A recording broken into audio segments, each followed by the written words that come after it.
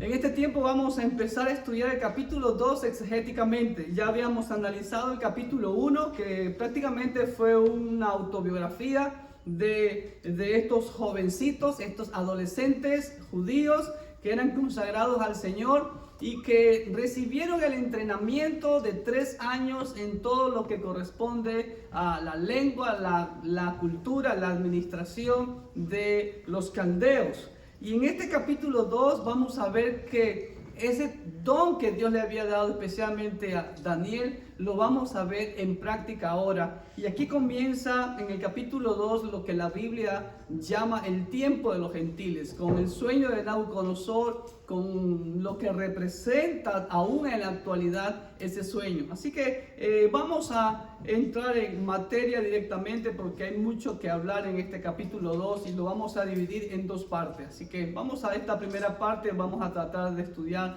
los primeros 30 versículos de los 49 que corresponden a este capítulo 2. Así que vamos a ver. Este capítulo es uno de los más sobresalientes de la literatura profética. La escuela crítica lo considera la profecía después del evento. Aquí Dios revela de forma maravillosa su plan para los gentiles, o sea, para las naciones del mundo. Recordemos que cuando hablamos de gentiles, de acuerdo a la Biblia, son todas las naciones excepto Israel, ¿ok? Vamos a hablar de la soberanía de Dios sobre todas estas naciones, sobre el mundo entero y el universo, obviamente.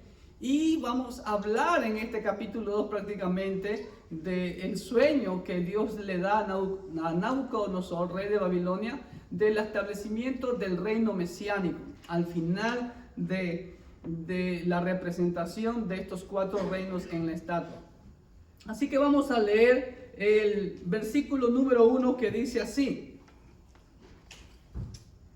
En el segundo año del reinado de Nabucodonosor, tuvo Nabucodonosor sueños y se perturbó su espíritu.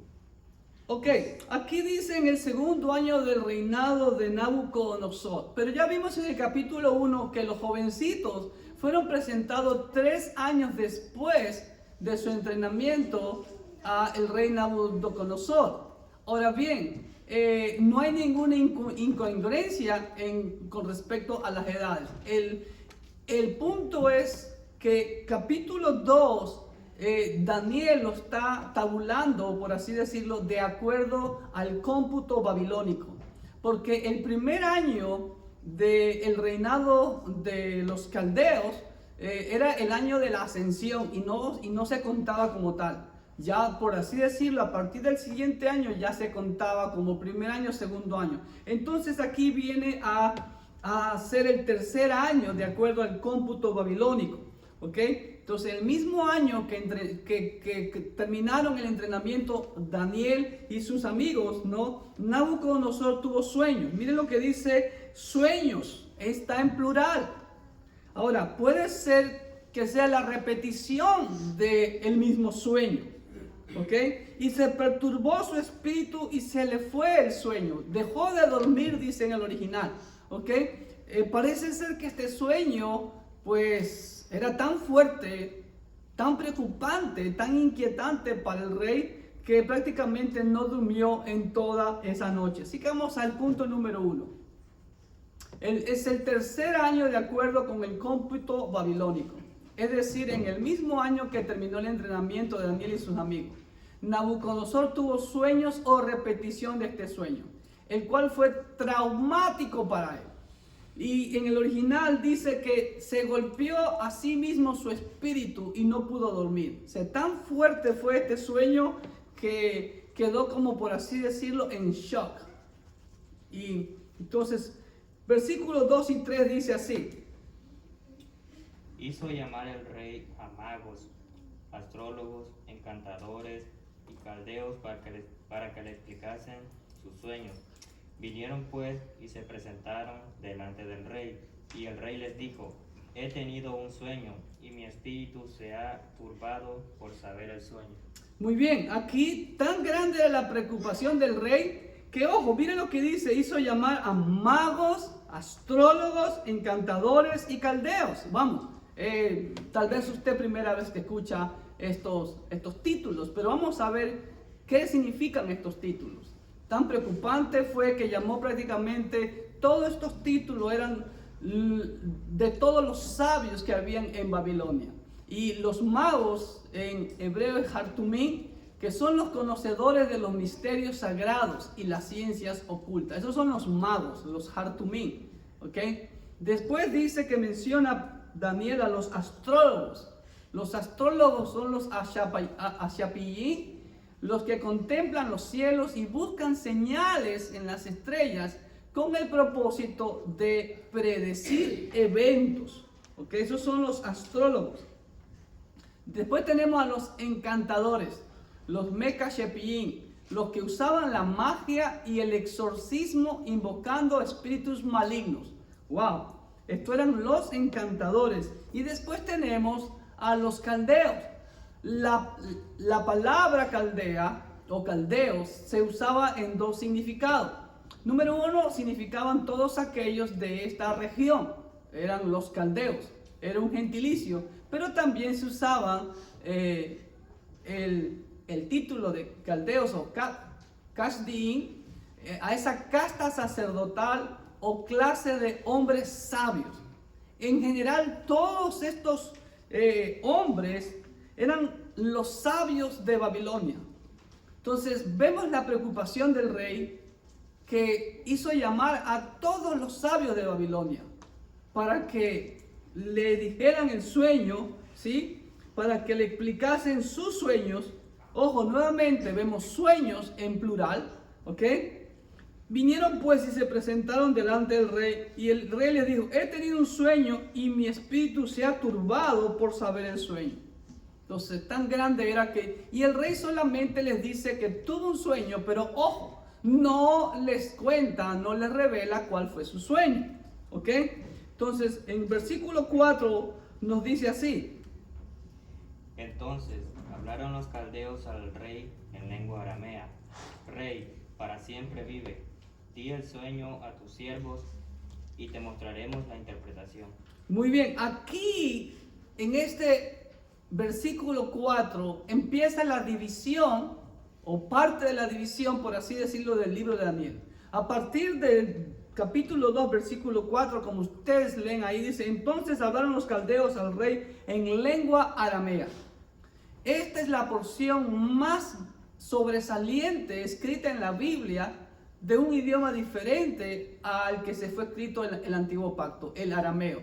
El idioma arameo era un idioma muy similar al hebreo. De hecho, son las mismas letras que se usan, pero hay ciertas diferencias en el mismo.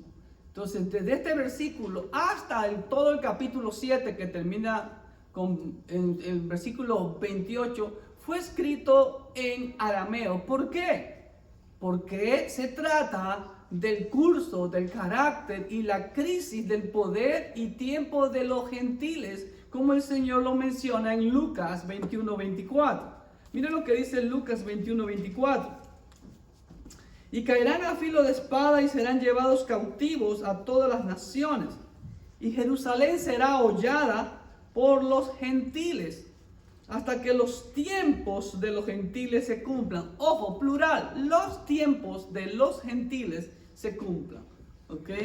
Ahora, y todo lo que está en arameo, desde este capítulo 2, versículo 4, hasta capítulo 7, versículo 28, es todo lo concerniente a estos tiempos de los gentiles. Pero todo lo que en el libro de Daniel está en hebreo, se trata de cosas que tienen que ver especialmente con los judíos, con Israel y Jerusalén.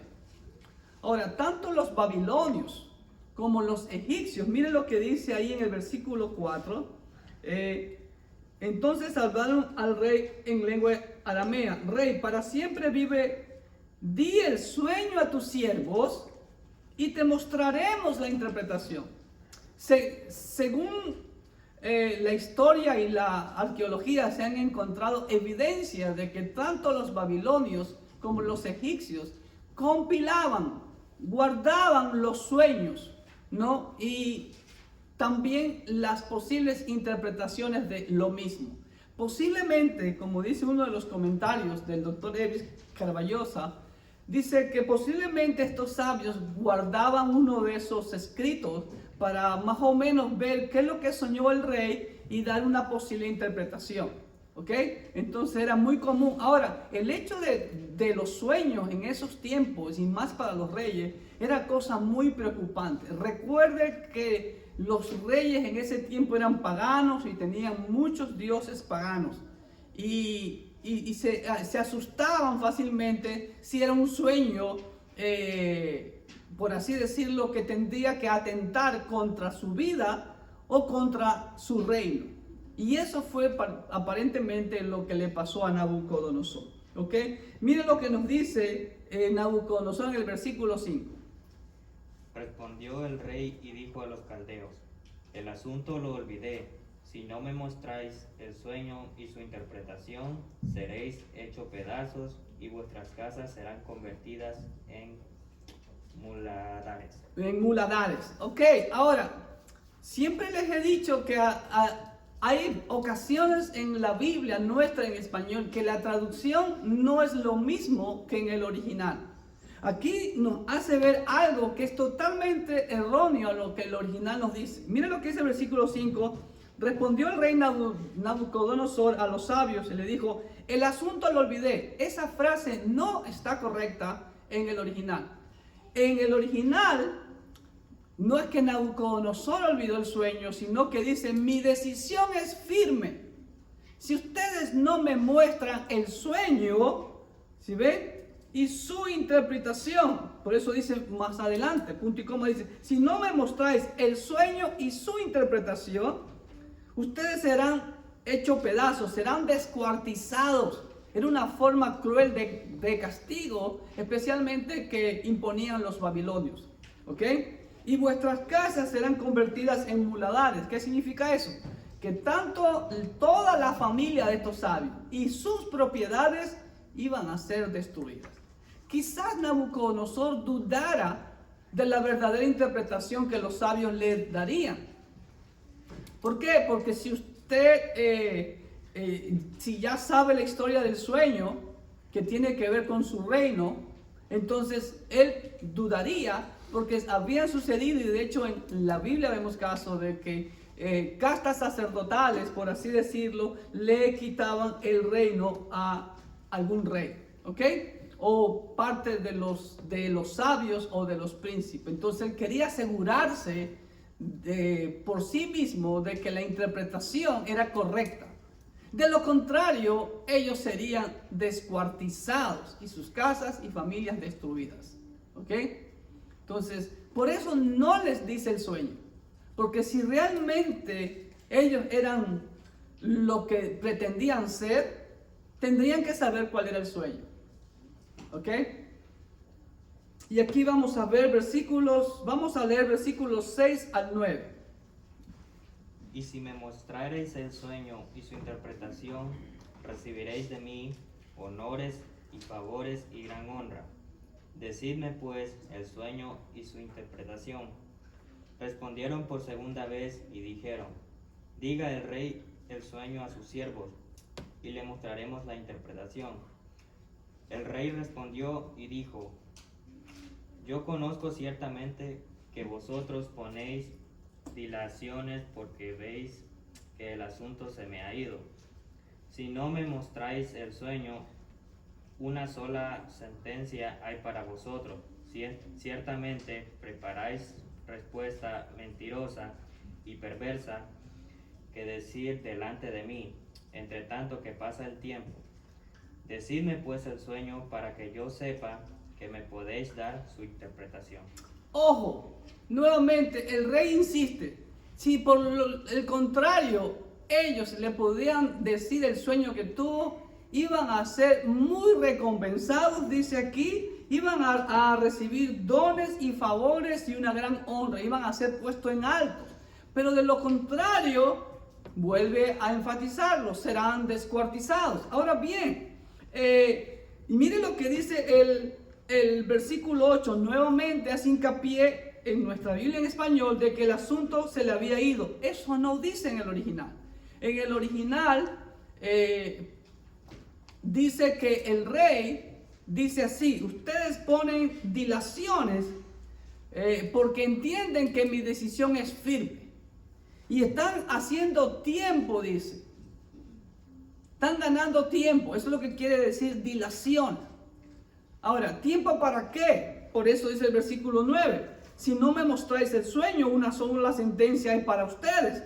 Ciertamente ustedes van a preparar vuestra respuesta mentirosa y perversa que decir delante de mí, entre tanto que pase el tiempo. Ahora, lo vemos en la Biblia. Vemos cómo en el reino del norte habían falsos profetas y también en el reino del sur. De hecho, en estos momentos que está sucediendo esto en Babilonia, en Judá, en Jerusalén, estaba el profeta Jeremías exhortando al rey Sedequías que se rinda ante el rey Nabucodonosor. Pero los falsos profetas le auguraban al rey Sedequías triunfo y victoria. Y eso es lo que hacían todos los falsos profetas. Entonces Nabucodonosor sabía eso, que todos los profetas, todos los sabios le iban a decir cosas bonitas, porque si le decían cosas malas, ellos tenían miedo de que fueran muertos. Vemos, por ejemplo, también en los reyes del norte. Y aquí Nabucodonosor quería asegurarse que le dijeran totalmente la verdad de lo que había soñado. ¿Ok? Entonces él quería una correcta interpretación del sueño, pues desconfiaba de ellos, pues los ha de haber conocido como mentirosos. Número 10, versículo 10 dice así: Los caldeos respondieron delante del rey y dijeron: no hay hombre sobre la tierra que pueda declarar el asunto del rey. Además de esto, ningún rey, príncipe ni señor preguntó cosa semejante a ningún mago, ni astrólogo, ni caldeo. Miren lo que ellos responden, ¿ok? Dios hace que estos sabios paganos se condenen a sí mismos con sus propias palabras. Ellos dicen: no hay hombre sobre la tierra que pueda declarar el asunto del rey. Y además de esto, miren lo que les dice: ningún rey, ningún príncipe conocido hasta ahora ha pedido eso. Siempre han contado el sueño y se les da la interpretación de acuerdo a lo que ellos pensaban. Por ejemplo, vemos en nuestra Biblia Faraón de Egipto, ¿verdad? Tuvo su sueño, se lo contó a José y José dio la interpretación del sueño. Bueno, el panadero y el copero también, recuerden, y Daniel da la interpretación. Pero acá dice: tú pides algo imposible para los hombres. Y exactamente, Dios hace que ellos se condenen, estos sabios paganos, por su propia boca, condenen sus impotentes pretensiones al conocimiento sobrenatural. Así es, porque todo esto viene de Dios. Dios tiene el control y de hecho, capítulo 2 y prácticamente todo el libro de Daniel, se trata de la soberanía de Dios sobre la humanidad, sobre los gobiernos mundiales. ¿Ok? Entonces aquí Dios los hace quedar mal a estos sabios paganos para hacer ver en contraste más claro el poder de Dios para revelar secretos a sus siervos. Menos hombres sobre la tierra, como dice ahí. No hay hombres sobre la tierra. Eso es lo que ellos creían. ¿Ok? Pero sí los había. Hoy en día podemos ver eso igual. Si hay buenos siervos de Dios, si hay siervos de Dios que dicen lo que dice la palabra de Dios sin temor a la represalia. Y esto nos enseña este versículo 10, que los falsos profetas, los falsos siervos de Dios siempre van a tratar de agradar al hombre y no a Dios. Versículo 11. Porque el asunto que el rey demanda es difícil, y no hay quien lo pueda declarar al rey, salvo los dioses cuya morada no es con la carne. Ojo, definitivamente lo que pedía el rey era difícil, claro que sí. Si era difícil interpretarlo, imagínense, mucho más difícil decirle cuál fue el sueño que él tuvo, porque nadie puede estar en la mente de la otra persona. Y aquí, mire lo que dice: y no hay quien lo pueda declarar al rey. O sea, no hay hombre alguno, solamente, salvo o únicamente los dioses cuya morada no es con la carne. ¿Entienden lo que ellos quieren decir? Aquí vemos una idea errada, equivocada, que había en el pasado y que eso ha sido también de piedra de tropiezo, fue de piedra de tropiezo para la iglesia naciente y también creemos que hasta hoy en día. Desde la antigüedad, la idea pagana de la incomunicación de Dios con los hombres. Imposible, Dios no se comunica con los hombres. Dios está allá, los hombres acá, y imposible. Y menos por eso, muchos no creen que Cristo Jesús es el Dios encarnado. ¿Cómo es posible que el Dios Santo, Supremo, Soberano, Majestuoso, tome forma humana? En la mente humana no conciben esa idea. Eso lo vemos desde la antigüedad. ¿Por qué? Número uno, porque no tienen fe. Y número dos, porque queremos limitar a Dios. ¿Ok? Y número tres, porque nuestra mente finita no puede contener la mente infinita de Dios. Tenemos que ver más allá de nuestra humanidad. ¿Ok? Entonces ellos pensaban que solamente sus dioses podían resolver este caso, pero los dioses nunca se comunican con el hombre. Ahora, ¿lo vemos eso en la iglesia? Pastores, ¿o no lo vemos en la iglesia? Tal vez de otra forma.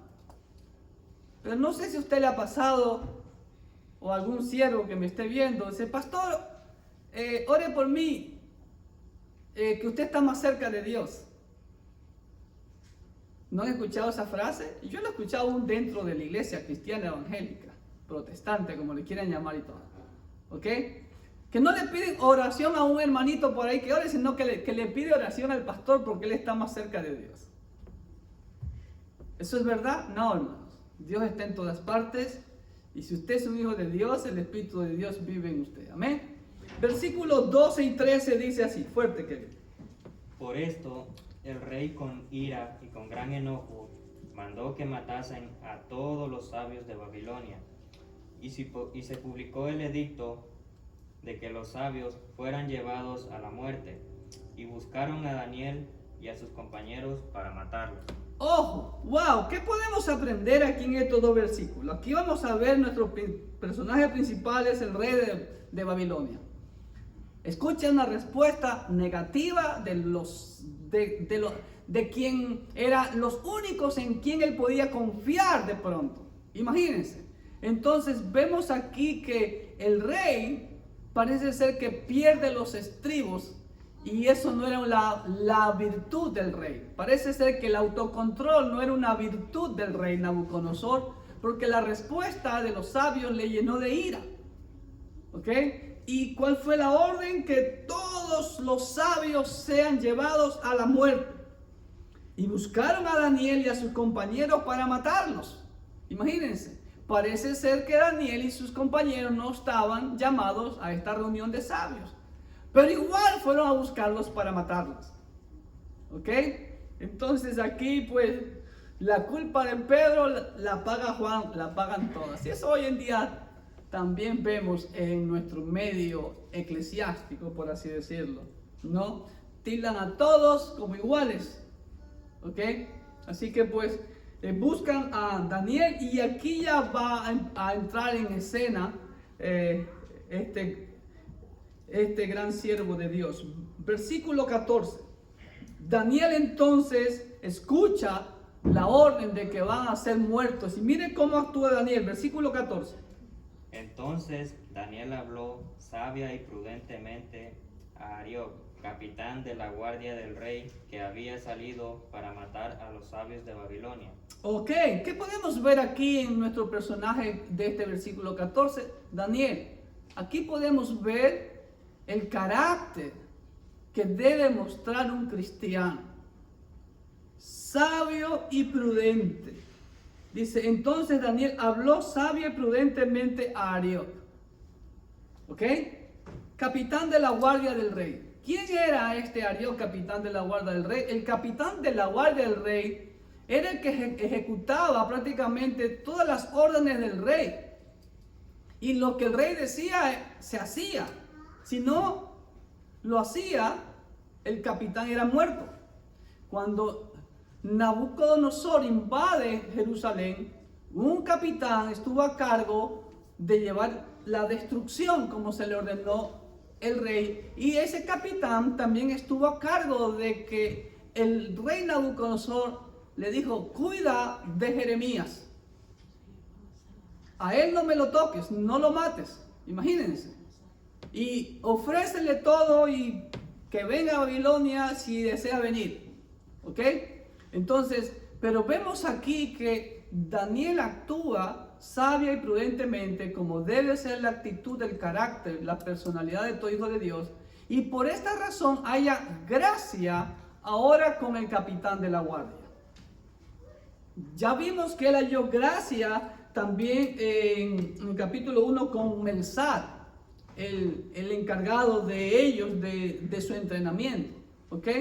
Ahora bien, versículos 15 y 16 dice así: Habló y dijo a Arioc, capitán del rey: ¿cuál es la causa de que este edicto se publique de parte del rey tan apresuradamente?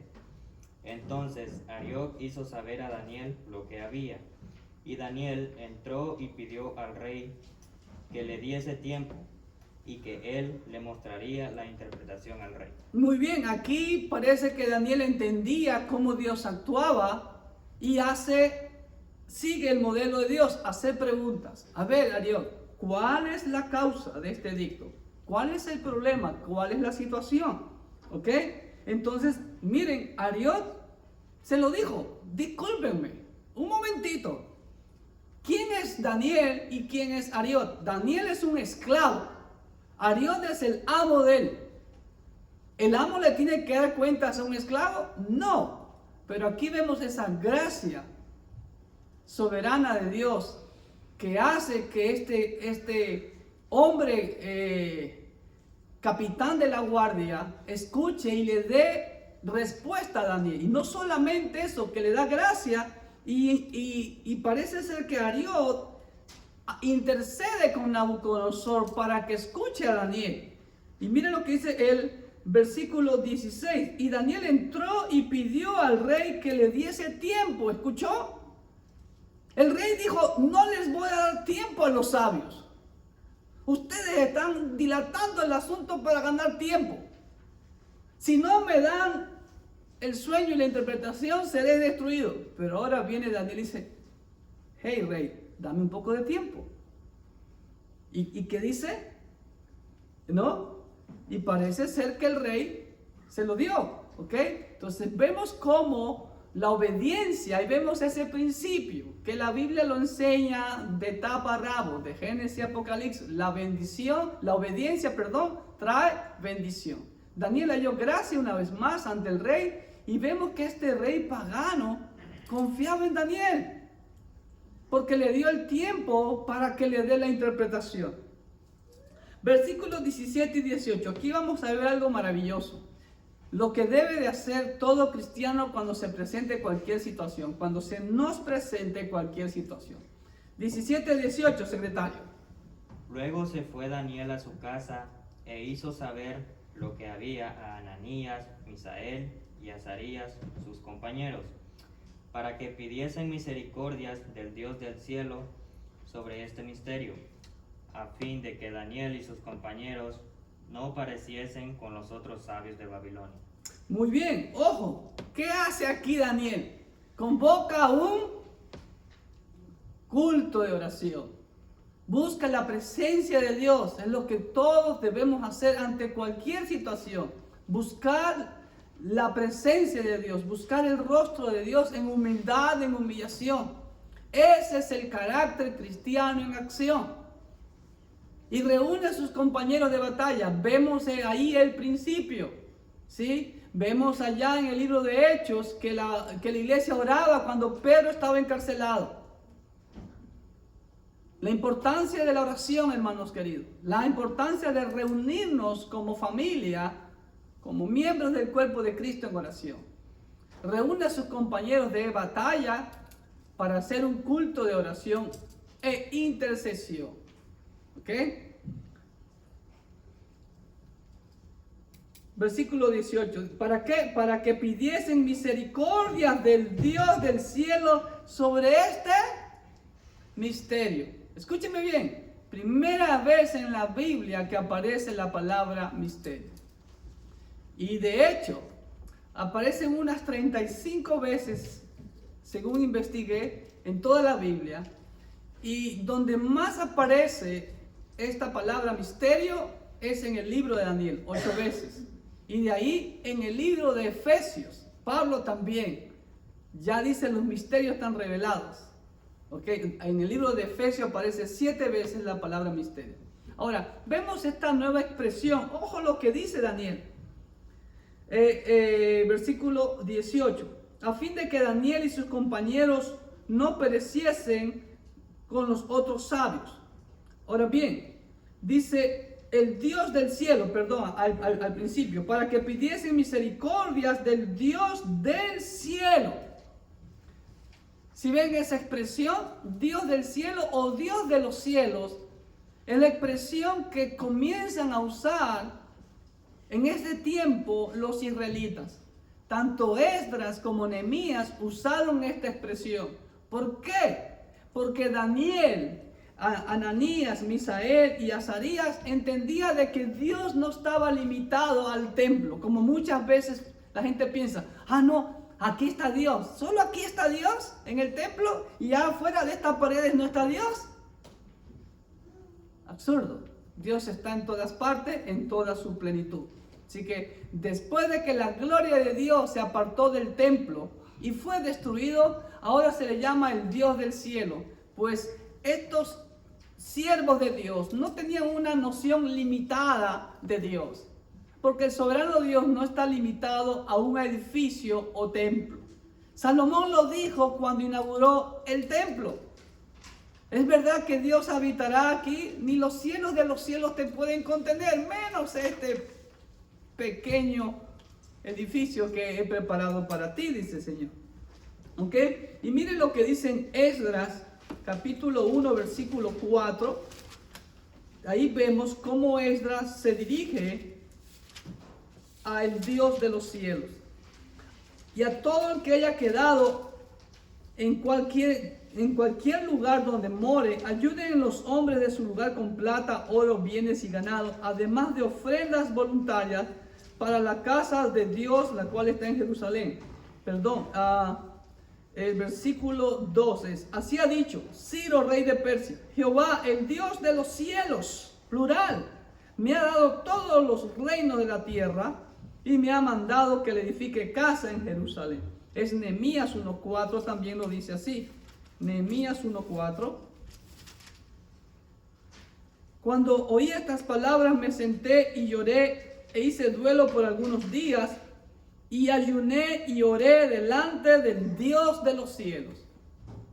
Los verdaderos siervos de Dios entienden que Dios no está limitado al tiempo, al espacio ni a la materia. No está limitado en un lugar específico. Pastor, entonces, ¿cuál es el problema de que no tengamos los servicios a través de Zoom? Pues la Biblia nos exhorta, si Dios está en todas partes, pues la Biblia nos exhorta a congregarnos. La Biblia no dice que el rapto va a ser digital, el rapto va a ser real, físico y en persona. Amén. Versículo 19 al 23, secretario. Entonces el secreto fue revelado a Daniel en visión de noche, por lo cual bendijo Daniel al Dios del cielo.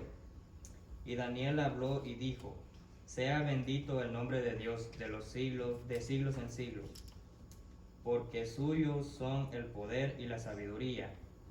Él muda los tiempos y las edades, quita reyes y pone reyes, da la sabiduría a los sabios y la ciencia a los entendidos.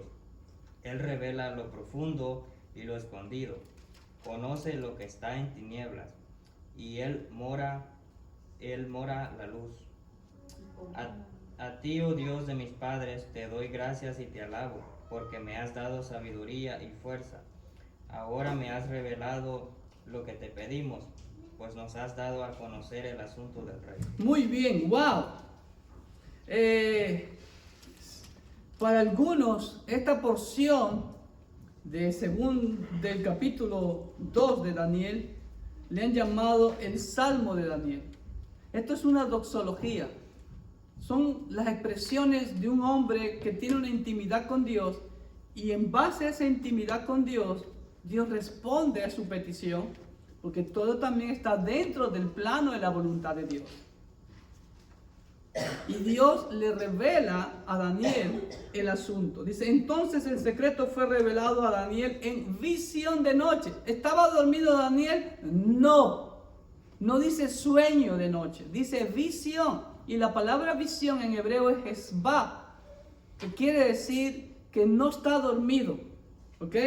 Por lo cual bendijo Daniel nuevamente, escuche, al Dios del cielo. ¿Se da cuenta? ¿Sí? Así que en esa intimidad Dios le revela a Daniel, ¿sí? Le reveló a Daniel estando despierto en visión de noche el sueño y la interpretación del mismo, no solamente el sueño.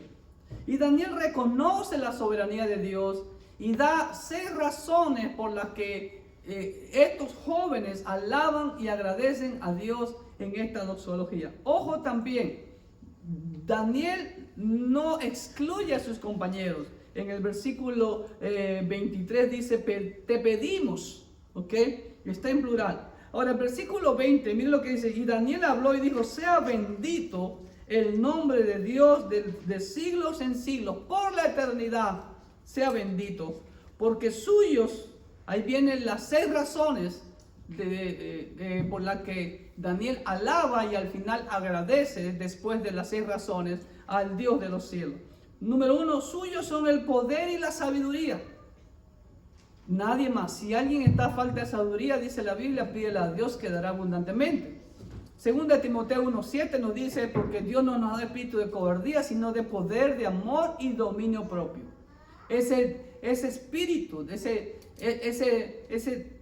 dunamis que dice en griego, donde viene la palabra dinámica o dinamita, es lo que el Señor nos ha dado. Y cada creyente lo tiene. ¿Para qué? No para tenerlo vago y ocioso, sino para usarlo para la gloria de Dios. ¿Ok? La segunda razón por la cual Daniel exalta, alaba el nombre del Señor, el versículo 21 dice, Él muda los tiempos, Él cambia los tiempos y las edades. ¿Ok? Así es, Él es el soberano del universo. ¿Quién le dice a Él algo que supuestamente haya hecho incorrectamente? Nadie. La tercera razón dice, quita reyes y pone reyes. ¿Por qué Dios permite tal gobernante en este país? ¿Por qué Dios permite tal sistema de gobierno en tal país? Es porque Dios lo está permitiendo con un propósito para la nación. Y sobre todo con el propósito de llamarlo al arrepentimiento. La Biblia dice claramente, bendita la nación cuyo Dios es Jehová.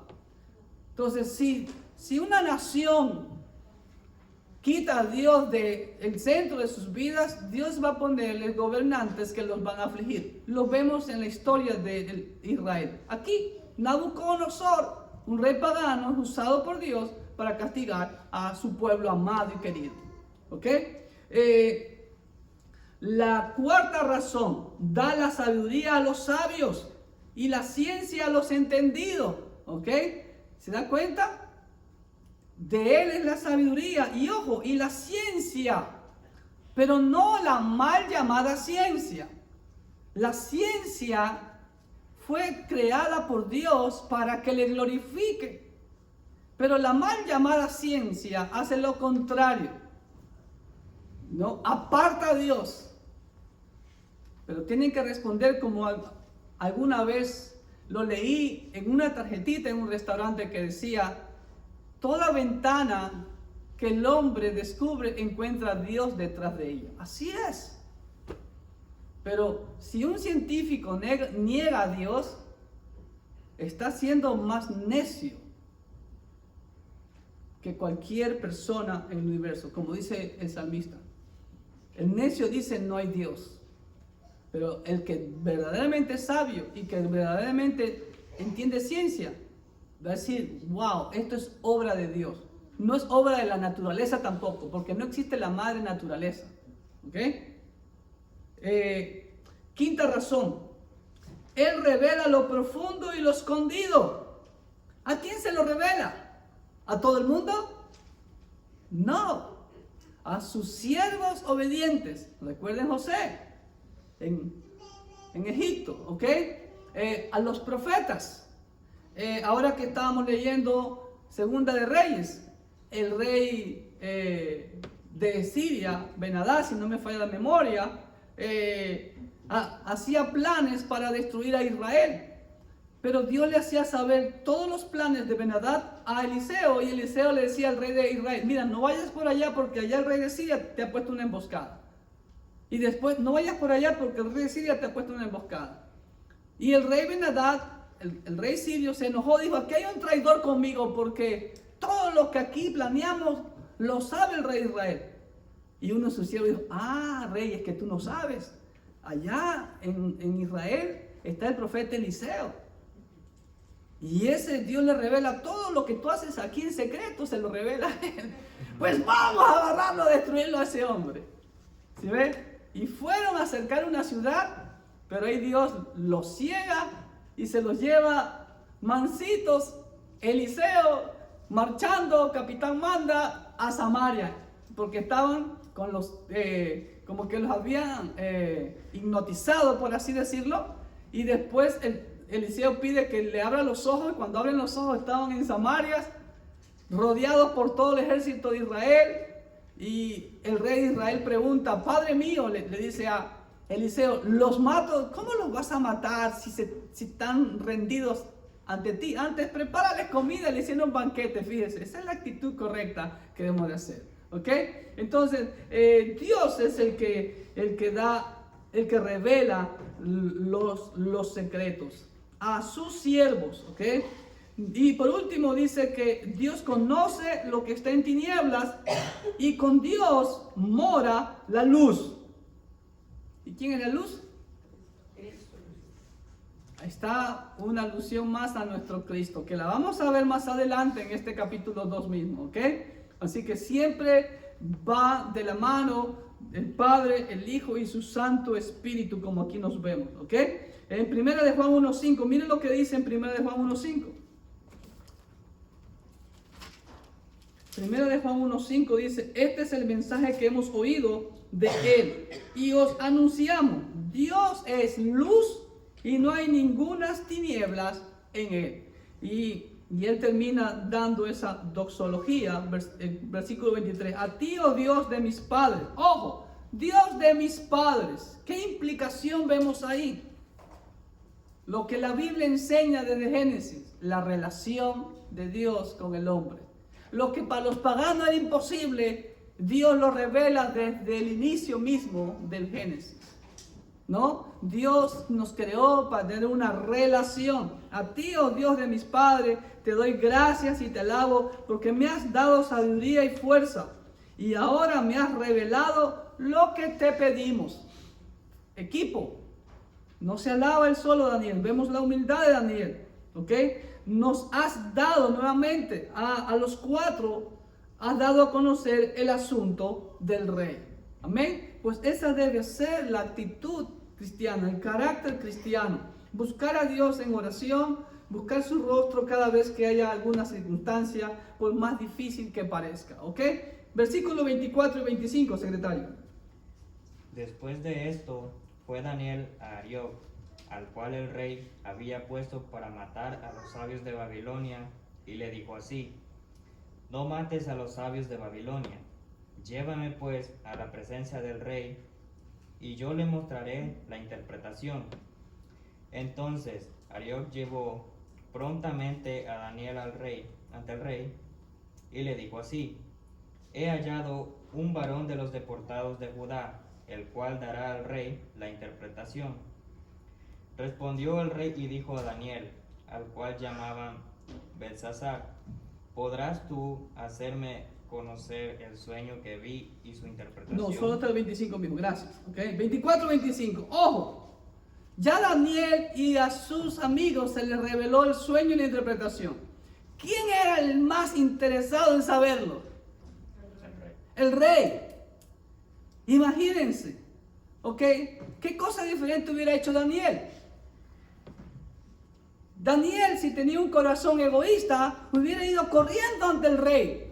Así no tenga permiso del rey, porque él iba a decir el sueño y sabía que era lo correcto. Y el rey se iba a alegrar por la respuesta de Daniel, seguramente, como lo vemos después. Pero Daniel no hace eso. Hermano, ahí vemos un principio que nos enseña Daniel.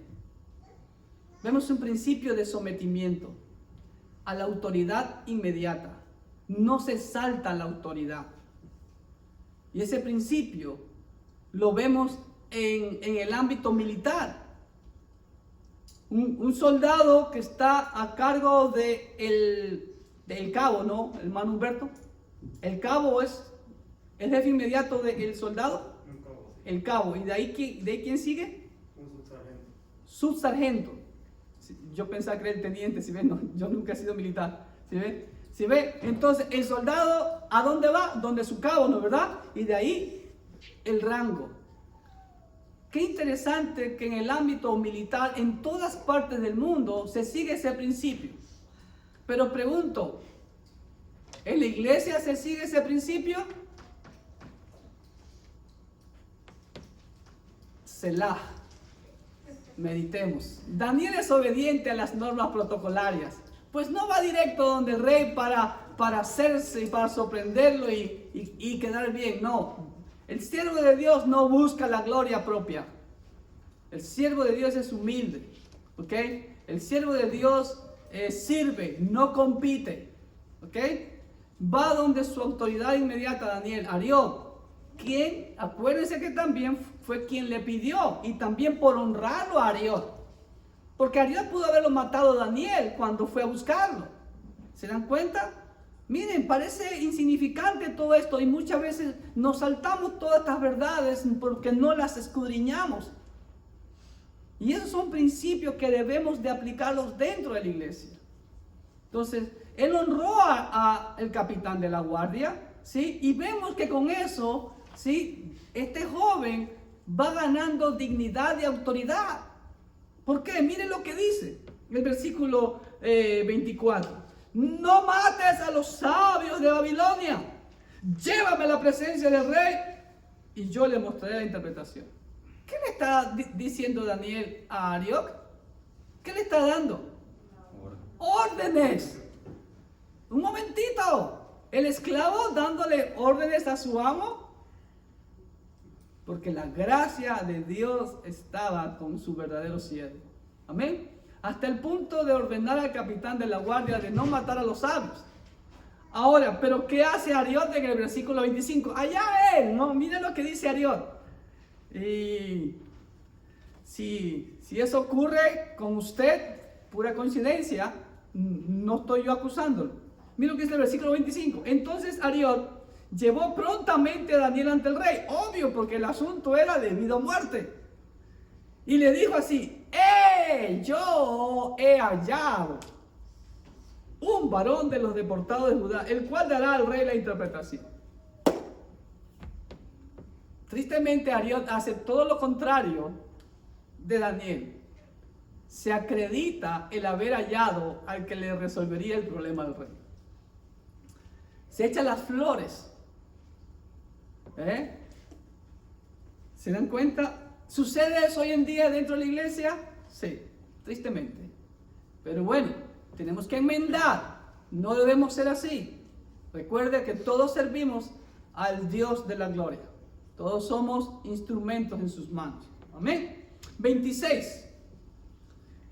Respondiendo el rey, dijo a Daniel, al cual llamaban Belsasar: ¿podrás tú hacerme conocer el sueño que vi y su interpretación? Ojo, ¿qué está haciendo el rey? Ahora, Daniel está ahora frente al rey. ¿Ok? Y le dice, bueno, tiene que nombrarlo por su nombre caldeo, Belsasar, ya lo vimos eso en el capítulo 1, y le pregunta, ¿podrás tú hacerme conocer el sueño que vi y su interpretación? ¿Por qué Nabucodonosor hace esa pregunta? ¿Ok? Vemos la aparente desconfianza muy normal del rey. ¿Por qué? Por eso puse esa ilustración que es más bonita. ¿Qué ven ahí delante del rey? ¿A un hombre con pelo largo blanco o un muchachito? A un muchacho. Entonces, a ver un momentito, todos estos sabios canosos de tanta sabiduría no pudieron decirme el sueño y mucho menos la interpretación. Y ahora un muchachito me va a venir a dar el sueño y la interpretación. ¿Usted no se sorprendería? Usted haría lo mismo. ¿Cómo? Un momentito, a ver, ¿sí? Ya que los más ancianos y sabios no pudieron, ¿y un muchacho podrá resolver este problema? Meditemos en eso. Se puede decir que como un poco de menosprecio de Nabucodonosor a verlo a Daniel jovencito. Yo creo que todavía Daniel no tendría ni los 18 años todavía. ¿Ok? ¿Qué dice Pablo a Timoteo? Nadie tenga en poco tu juventud, sino sé ejemplo a los demás. En todo. En escritura, en comportamiento, en todo. Amén. ¿Ok? Versículo 27 y 28, se detalla. Daniel respondió delante del rey diciendo, el misterio que el rey demanda, ni sabios, ni astrólogos, ni magos, ni adivinos lo pueden revelar al rey. Pero hay un Dios en los cielos, el cual revela los misterios, y él ha hecho saber al rey Nabucodonosor lo que ha de acontecer en los postreros días. He aquí tu sueño y las visiones que has tenido en tu cama. Ok, Daniel responde delante del rey diciendo, el misterio que el rey demanda, ni sabios, ni astrólogos, ni magos, ni adivinos lo pueden revelar al rey. ¿Qué hace Daniel? Daniel hace una diferencia grande entre la sabiduría de todos estos sabios impíos, ¿ok? Y los nombra nuevamente, por así decirlo, con nombres y apellidos, no le falta ninguno, sabios, astrólogos, magos y adivinos, ¿ok? Los sabios son los caldeos, astrólogos, magos y adivinos, que ya lo mencionamos anteriormente. Dice, ellos no te pueden revelar nada. ¿Ok? Hace la diferencia entre la sabiduría de estos sabios impíos y la sabiduría de Dios. Hace ver la inutilidad de la ciencia y la limitación de la sabiduría humana. Ese es uno de los principios que vemos cuando queremos entender la palabra de Dios. Vamos con nuestros prejuicios. Tenemos que ir libre de prejuicios y entender que nuestra mente y nuestro conocimiento es limitado. Aún la revelación que Dios ha dado a nosotros está limitada solamente a su palabra. Dios no ha revelado todo, como dice Deuteronomio, los misterios pertenecen a Dios. Pero Dios nos ha revelado lo que necesitamos para nuestro vivir y el establecimiento de nuestra vida eterna en Cristo Jesús. Más nada, el resto no nos interesa. Que por qué hay tantas galaxias y hay extraterrestres y que hay vida en otro planeta. A nosotros no nos interesa eso. ¿Ok? Así que vemos el contraste con la poderosa y limitada sabiduría del único Dios del cielo, dice Daniel. Pero hay un Dios en los cielos, uno solamente, le dice Daniel. Le hace ver que el Dios soberano tiene el control de los tiempos y de la consumación de los tiempos los gentiles. Vemos la enseñanza de que el Dios de los cielos sí se relaciona con el hombre y le revela sus propósitos. Si no, vamos a Génesis 41, 15 y 16. Miren lo que dice. Génesis 41, 15 y 16.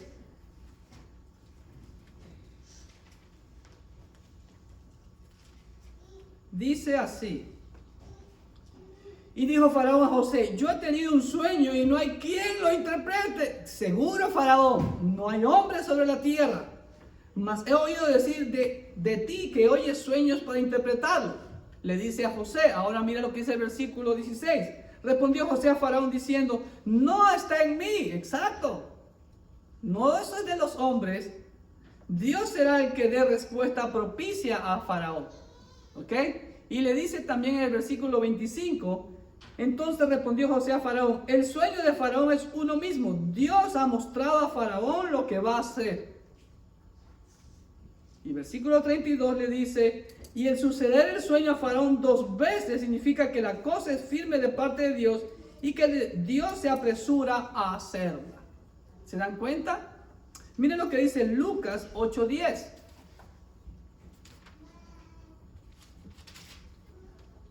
El Señor dice así, y Él dijo, a vosotros os es dado a conocer los misterios del reino de Dios. ¿A quiénes? A sus siervos. Pero a los otros por parábolas, para que viendo no vean y oyendo no entiendan. Pablo también lo afirma, Efesios 3:5. Dice así, misterio que en otras generaciones no se dio a conocer a los hijos de los hombres, como ahora es revelado a sus santos apóstoles y profetas por el Espíritu. ¿Sí ven? Dios revela sus misterios, por así decirlo, ¿sí? A sus verdaderos siervos de Él. Amén. Ahora, versículo 29. Estando tú, oh rey, en tu cama, te vinieron pensamientos por saber lo que había de ser en lo porvenir. Y el que revela los misterios te mostró lo que ha de ser. Ok, ojo. Miren lo que dice aquí, estando tú, oh rey, en tu cama, te vinieron pensamientos, y esos pensamientos fueron perturbadores, porque recuerden, Nabucodonosor está aquí en el 3er año de su reinado. El nuevo imperio babilónico tenía apenas 2 décadas de haber empezado con su padre, Nabopolassar, como ya vimos en la introducción y en el capítulo 1. Ahora él está inquieto, ¿qué va a pasar? Ahora, Nabucodonosor no era de casta real, él vino de abajo, él era parte del pueblo. Y siempre había el temor de que alguien lo traicionara y lo matara para apoderarse de su reino. Eso era común en los reyes paganos. Pero quería, mire, dice, quería saber lo que ha de ser en lo porvenir, en lo venidero, y el que revela los misterios te mostró lo que ha de ser. Aquí vemos 2 cosas, como también Jacob cuando les dijo a sus hijos lo que iba a pasar en los días venideros, o sea, en los días cercanos, futuros, pero también lo que va a pasar en los días finales, que también aquí la Biblia habla de los postreros días, ¿ok? Como lo vemos también en el versículo 28. Y él ha hecho saber al rey Nabucodonosor lo que ha de acontecer en los postreros días. Entonces vamos a ver aquí que en este capítulo 2 empieza Dios la revelación de lo que va a acontecer en el futuro inmediato a Nabucodonosor, a su imperio y hasta los últimos tiempos. Y han habido varias interpretaciones con respecto a esto de cuáles son los postreros días. Algunos los relacionan solamente con el establecimiento del reino mesiánico. Otros teólogos lo relacionan con el derramamiento de los juicios de Dios durante la gran tribulación y el establecimiento del reino mesiánico. Y otros como Walburg, que fue el fundador del Dallas Theological Seminary, dice que es a partir de este capítulo 2 hasta el establecimiento del reino mesiánico. Son algunas escuelas de interpretación, pero vemos aquí que Dios comienza a revelar su plan del tiempo de los gentiles. Versículo 29. Ser el rey más poderoso de la tierra hizo a Nabucodonosor preocuparse en los eventos venideros de su reino. Y es Dios quien le hace ver lo que ha de suceder en su reino y el futuro con su reino. Valga la redundancia. A través del sueño y las visiones que Dios le mostró. Ojo lo que dice. Le revela los misterios que le mostró. ¿Ok? Entonces Dios comienza a plasmar este tiempo de los gentiles con este rey pagano Nabucodonosor. Versículo 30. Y con eso vamos a terminar esta primera parte. Y a mí me ha sido revelado este misterio, no porque en mí haya más sabiduría que en todos los vivientes, sino para que se dé a conocer al rey la interpretación y para que entiendas los pensamientos de tu corazón. Amén. ¿Sí ven? Aquí nuevamente vemos el carácter cristiano en acción. Vemos a un verdadero siervo de Dios humillándose y no se acredita nada a él mismo. Daniel no se acredita nada para sí mismo de la revelación del sueño. Él fue el que la dio y pues sí, yo soy el más sabio de todos, porque mira, tus sabios que tanta fama tienen no han hecho nada y yo, un muchacho, te lo he dicho. Pero él no hace eso, porque un verdadero siervo de Dios no busca su gloria, sino la gloria del Señor. Se humilla y da la gloria al único capaz de revelar la interpretación y propósitos, Dios. Todo lo que usted llegue a hacer, todo lo que yo llegue a hacer, no somos nosotros. Tenga presente eso.